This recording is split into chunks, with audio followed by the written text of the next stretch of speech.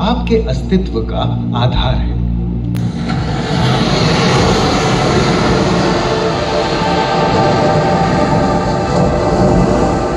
ये महासागर है, मीलों दूर तक फैला हमारे जीवन का केंद्र, जिसका पानी हर देश की सीमा से परे है। हमें सांस लेने के लिए जरूरी ऑक्सीजन का 50 से 80% इन्हीं समुद्रों के पानी से आता है। ये भी कह सकते हैं कि ये सागर एक विशाल संयुक्त परिवार की तरह है, जिसमें ये सभी जीव एक ही घर में रहते हैं, जैसे मछलियां, mollusc, dolphin, seal, walrus, crustacean, bacteria, समुद्री एनीमोनी और हाँ, ब्लू व्हेल भी, जो पृथ्वी का सबसे बड़ा जीव माना जाता है। और जंतु ही नहीं, इन समुद्रों में पौधों की भी लाखों प्रजातियां पाई जाती हैं। इन विशाल समंदरों का पानी हमारी पृथ्वी का लगभग 3/4 हिस्सा है। इस धरती पर 5 बड़े महासागर हैं: आर्कटिक, अटलांटिक, हिंद, प्रशांत और दक्षिणी महासागर। ये सागर इतने महत्वपूर्ण हैं कि इनका तापमान और लहरें दुनिया के हर हिस्से के मौसम पर असर डालते हैं, चाहे वो मौसम कितना ही खतरनाक क्यों ना हो। हमारी ही तरह पानी के नीचे पनपता हर जीवन सूरज की रोशनी पर निर्भर है। जी हाँ जनाब, सिर्फ ये जंतु, मछलियां, पेड़ पौधे ही नहीं, बल्कि बैक्टीरिया जैसे सूक्ष्म जीव भी सूरज से ऊर्जा पाकर खिलखिला उठते हैं। ये देखो मिस्टर ऊदबिलाव, कितने मजे ले रहा है। देखा इसे, अपने चेहरे की पोजीशन ऐसे बदल रहा है जैसे किसी स्पा में स्टीम ले रहा हो। और वो चली मैडम व्हेल इठलाते हुए सन बाथ लेने। और ये जोकर मछली यानी क्लाउन फिश, ये तो गाना भी गाती है भाई, बिना किसी सुरताल के। हाँ, ये राग समुद्री जानती है, और कोई खतरा महसूस होने पर ये कभी हुर्राती है और कभी चहकती है। क्लाउन फिश है ना। और ये डॉल्फिन हमारे स्मार्टफोन से भी ज्यादा स्मार्ट है। ये अपनी आवाज का इस्तेमाल सोनार की तरह करके एकदम सही दिशा में तैरती और एक दूसरे को संदेश भेजती है। जी हाँ, ईमेल या व्हाट्सएप से भी तेज। मूंगा चट्टानें यानी कोरल रीफ दुनिया की सबसे विविध इकोसिस्टम्स में से है। इन चट्टानों को अक्सर समुद्र के वर्षावन कहा गया है। आई, समुद्र में वर्षा, अजीब बात है ना। अरे दरअसल इनका नाम इनके आसपास बसे इन जीवों की विविधता के कारण पड़ा है। इनमें से कुछ मूंगे गर्म उथले समुद्र में, तो कुछ ठंडी अंधेरी गहराइयों में रहकर हमारे इकोसिस्टम के संतुलन को बनाए रखते हैं। पौधे हमारे इकोसिस्टम का एक बहुत ही महत्वपूर्ण हिस्सा है और पानी में ऑक्सीजन का सबसे बड़ा स्रोत है।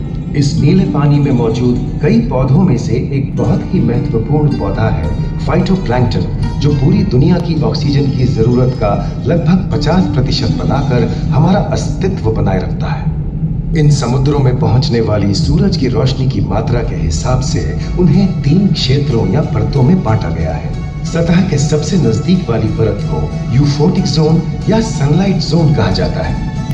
जाहिर है कि यहाँ सूरज की सबसे ज्यादा रोशनी पहुंचती है और 90% समुद्री जीवन इसी परत में मौजूद है। अगली गहरी परत को डिस्पोटिक जोन या ट्वाइलाइट जोन कहा जाता है। इस परत तक सूरज की सिर्फ 1% रोशनी पहुंचती है, जो पौधों के जिंदा रहने के लिए काफी नहीं है।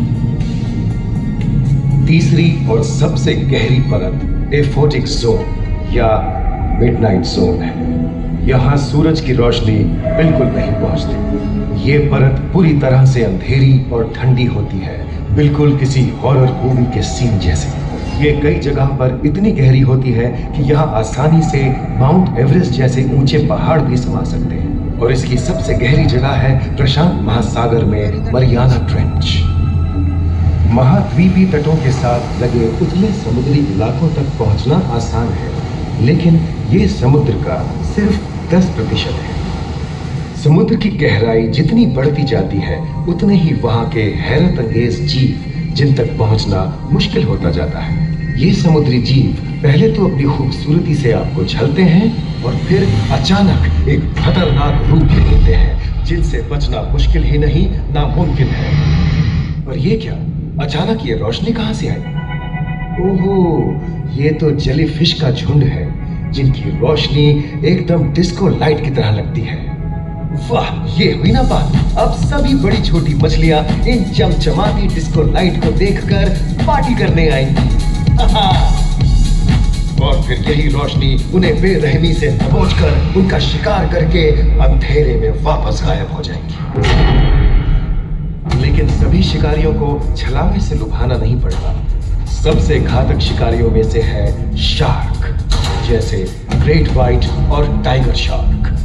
शार्क आमतौर पर सूरज ढलने के बाद अंधेरे में शिकार पे निकलती है समुद्री जीवों का यमराज बनकर। आज तक शार्क की 500 से ज्यादा प्रजातियों का पता चल चुका है। ये हर तरह के खुले महासागरों में, मूंगे की चट्टानों में, आर्कटिक की बर्फ के नीचे और समुद्र की अंधेरी गहराइयों में पाई जाती है। और ये है समुद्री घोड़ा, जो तबड़क तबड़क नहीं, छप छप छप छप करता है, यानी दौड़ता नहीं, तैरता है। हमने इन समुद्रों के बारे में बहुत कुछ जाना है, पर अभी भी बहुत कुछ जानना बाकी है। ये सागर गहरे और विशाल, ठंडे और अंधेरे में डूबे होते हैं। इन गहराइयों में पनपने वाली 17,000 से अधिक प्रजातियां मानो किसी कल्पना से कम नहीं है। किसी खूबसूरत एंजल की तरह दिखने वाले जीवों के साथ साथ न जाने और क्या क्या देखने को मिले।